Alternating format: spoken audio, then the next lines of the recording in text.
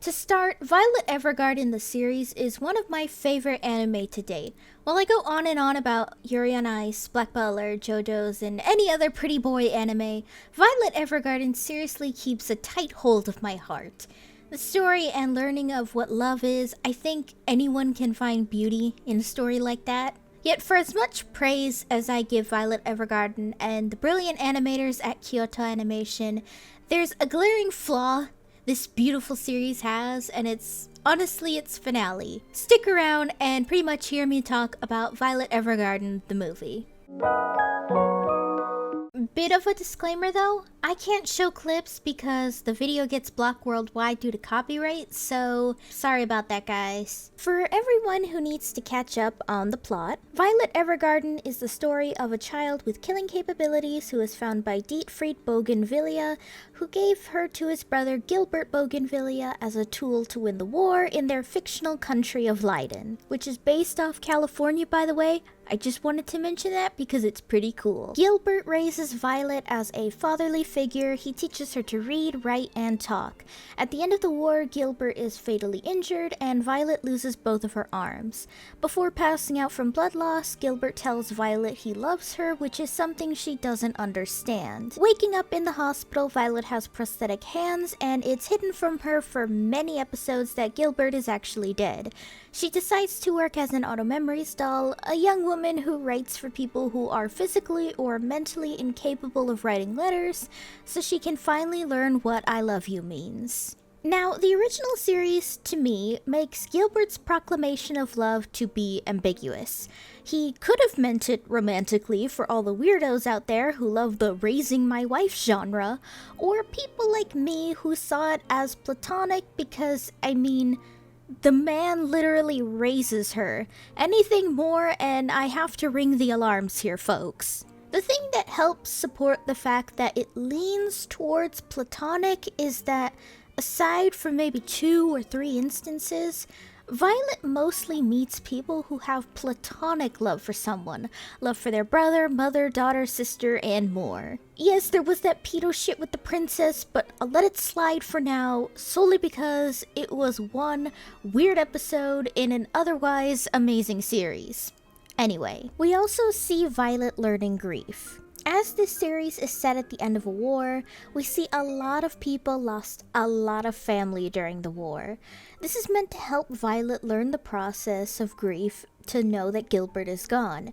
The series is basically a beautiful balance of love and grief and how love can still stand even after that person is gone. To me, that is an extremely powerful and moving message, and one that I honestly don't see a lot in anime. Throughout the series, we do see Violet grow too. While many complained Violet had no personality, just a doll flung from place to place, we see throughout the series and even the Gaiden movie that she does have a personality. She's a bit awkward but sweet and very dedicated to her work. Even in the beginning of the final movie, she keeps with this assertive nature but very sweet about her, and I love that. The original series even changes the ending of the first few volumes of the original light novel, where they lean more towards the fact that Gilbert is actually dead. He really did die on the battlefield, and to me that would have been an amazing twist if they kept that up. Except now we're coming towards a roadblock.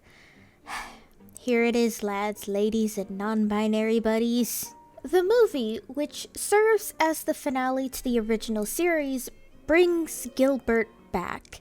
Turns out he wasn't dead, he just faked his death somehow. Something about he was found by someone else and was taken to a small island where all their men died in the war or something. Leaves a lot of plot holes actually. How do they know Gilbert died if they can't find a body? Or, from what he said, his tags? Like, you'd think the military would check the hospitals in case their soldiers were found without their tags? I don't know, it's weird. I've heard the original light novels mention something about Gilbert faking his death so the military deems Violet a failure and just lets her go from the military. Something like that, I think. I have no personal interest in reading the Violet Evergarden light novels, despite having such a steampunk/realistic scenario that it's in.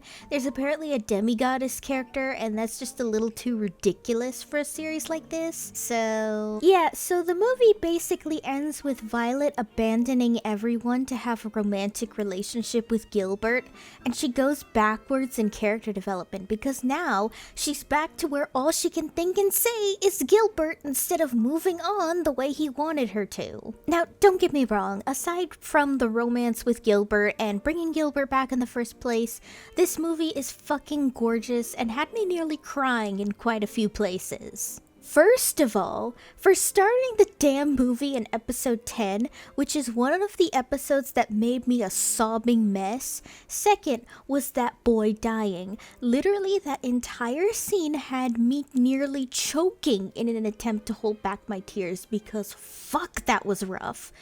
Also, the end of the movie's song being Michi Shirube was emotional too. However, the biggest issue with Violet and Gilbert to me is their age difference. Obviously, if Violet was a consenting adult when they met, I'd see no issue with Violet and Gilbert's relationship and actually ship it too. Like, to me, as long as you're both consenting adults, I see no issue with an age gap. What does bother me is the fact that he quite literally raised Violet starting from 10 years old. This essentially boils Violet Evergarden, a beautiful series about different kinds of love and grief, just down to the raising my wife genre. Which is a genre I made up in which the series starts as a found family situation where a grown man is raising a little girl, but the series ends with the grown man marrying his adopted daughter. Basically, the dude raised his wife and it's fucking gross. I don't think I need to say what's wrong with a man in his mid-20s confessing his romantic love with a 14-year-old girl he raised like a daughter since she was 10 years old. So let's move past the obvious age gap issue. And next is that it dumbs down Violet's character to just a girl obsessed with Gilbert. To be honest, Violet is a much stronger character without Gilbert. We see this especially in the Gaiden movie and near the end of the original series, where she learns to stand on her own without him. Not gonna lie, it was actually sad watching her just cry out Gilbert's name instead of actually saying more than 2 fucking words to him. I mean, I'm not saying Violet needs to have no romantic interest to work. Sure, it'd be cool to see that loving yourself is viable too, but if we want romance, then let's have it be with someone else to show Violet's heart can actually move on. Because if we're juggling grief and shoujo elements, imagine how powerful it'd be to show that it's okay to lose people and find love elsewhere. You could make up this whole ass pretty boy for Violet, and I'm not just saying that because of my undying thirst for Kyoto Animation pretty boys. Ending this film in a raising my wife romance just makes all this stuff about grief, moving on, and love lasting when people are gone just do nothing. Especially when the movie has a side story about the granddaughter of the girl from episode 10. The girl throughout the movie goes on a search to track Violet's footsteps. I mean, I don't know why, because Violet is clearly long dead from old age by the time she finds out about her, but maybe she wanted to find her grave or something to thank her anyway. Yeah, the movie doesn't exactly make it clear what she was searching for. I mean, I would have appreciated seeing Violet and Gilbert's graves, or maybe thanking Violet's grandchild who looks just like her or something. I don't hate this side story though. This particular side story about this girl finding closure after the death of her grandmother hit me pretty hard, and I thought it was just a beautiful way to show the impact Violet left on people even after she's been dead for probably a couple of decades now. I'm just saying that all this heavy themes of grief ends up making no sense. What I mean by that is that it makes no sense for Violet. Obviously, I know that this is also a big anti-war message too, and trust me, I agree with that a million times over, but for the character of Violet, it just feels weird shoving all this grief when Violet herself has no actual grief except her arms. Even then, she wasn't exactly in a headspace to be bothered by the loss of her arms during the war, so there really isn't anything for her to grieve if Gilbert is still alive. Personally, I think the movie should have kept the change they probably wanted to make from the original series and keep Gilbert dead. To please fans of Violet and Gilbert, for some reason, you could make it extremely vague on their relationship. Aside from the negatives, because I've been droning on and on about that, this movie was fucking beautiful. Oh my gosh. I don't mean the writing of the dying boy and the girl in the modern era. I mean the animation in this movie. Then again, am I supposed to expect anything less from Kyoto Animation? I mean, they're the kings and queens of beautiful animation. Now, a lot of people say this movie was in the particular studio that was burned during the 2019 fire, but that's not true. According to the higher-ups at Kyoto, the movie was produced in a different studio at Kyoto Animation that they own and had already finished production by the time the fire started. The delays came from the animators in that studio had to help rebuild the films that were delayed from that fire, which was apparently the 2 Free movies, the first one coming out last year actually. What surprised me is that this movie didn't face a second delay due to the pandemic, but then again, almost no countries took the pandemic seriously, so... However, this movie took forever to come out in the US. The film was released in September 2020, and the US wouldn't get this movie until March 2021. But then again, most anime movies take forever to release over here, so... Aside from that, this animation was so beautiful, guys.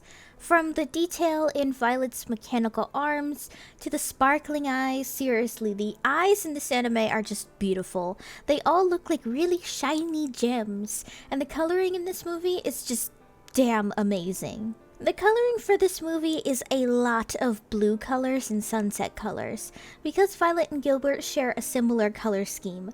Like I said, even though I was like, nope, throughout the entire time Violet was crying to Gilbert on the beach, I can't deny the animation for that scene was beautiful. Everything in this movie is animated with so much life and care put into it. Unlike a lot of anime, you can tell people making this genuinely wanted to make this look as beautiful as humanly possible. I could also probably make a whole damn video on how fluid, lively, colorful, and just amazing this animation was, but I think I've probably gone on long enough about it. The voice acting for the English dub is also top-notch in my opinion. I know not everyone likes Netflix dubs, but I actually really love the dub for Violet Evergarden, even if not that many people love it. Overall, to end this video, despite this movie having a lot of flaws in its endgame ship, I just still really loved this movie. If you love Violet Evergarden and crying, I still do highly recommend this movie. Just sigh in defeat over Violet and Gilbert like I did. That would be it for this video though. Let me know down below what you guys think. I wanted to try a different format for my videos this time around, so be sure to let me know in the comments if you like this kind of format.